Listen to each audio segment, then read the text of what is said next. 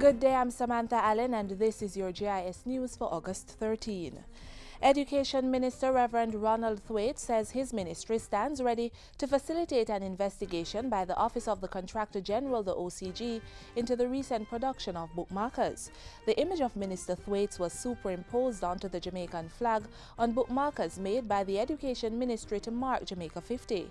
A release from Jamaica House said that as soon as the minister became aware of the batch of bookmarkers and before it was in the public domain, he instructed that the bookmarkers be withdrawn and destroyed.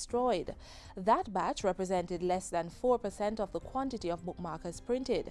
Against this background, Minister Thwaite, who has apologized for the error, says the Education Ministry is willing to cooperate with the OCG led by Greg Christie. We will reserve all the information that we have on the matter to be presented to him. Any further questions will be answered when he has done his inquiries. In the meantime, Prime Minister Portia Simpson Miller has responded to a letter from opposition leader Andrew Holness about the incident. She said the Office of State Protocol is refining the protocols for using the national symbols with the intention of increasing public knowledge. The Prime Minister added that the government is uncompromising in its respect for the Jamaican people and the symbols of our sovereignty. She has directed that the work on the protocols be expeditiously completed and publicized. The government is moving to streamline agencies that deal with enforcement and compliance in order to ensure greater efficiency.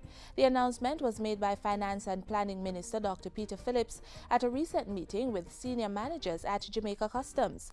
He said there were a number of entities that deal with enforcement and compliance, including Tax Administration, Customs, the Financial Investigation Division, and the Revenue Protection Division, which often duplicate the efforts of each other.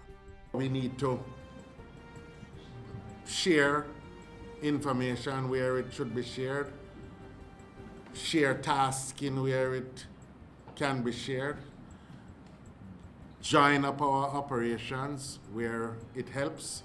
The Finance Minister added that there was also need for greater risk analysis to minimize the culture of tax evasion and customs fraud.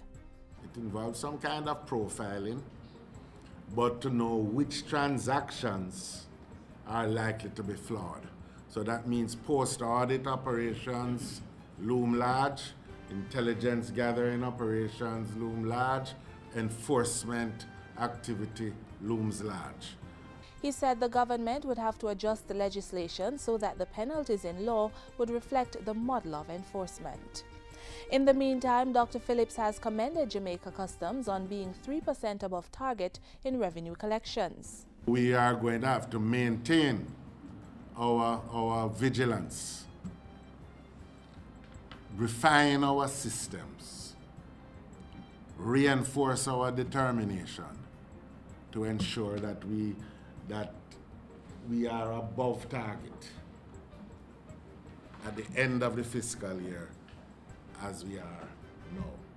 The Finance Minister said the government was considering various initiatives, including information technology investments and refurbishing of buildings at Jamaica Customs to enhance efficiency and the working environment.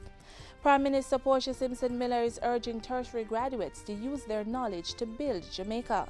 She was speaking at Sunday's graduation ceremony at the Northern Caribbean University, NCU. Education remains the most powerful vehicle for personal and national advancement. How you use that empowerment and the quality of your service will determine the quality of the Jamaica we will bequeath to the generation to come. Meanwhile, the Prime Minister expressed gratitude to NCU's administrators for having awarded her an honorary doctorate of public service. I want to thank you because no other honor or award can be as great to me as one coming from this noble institution.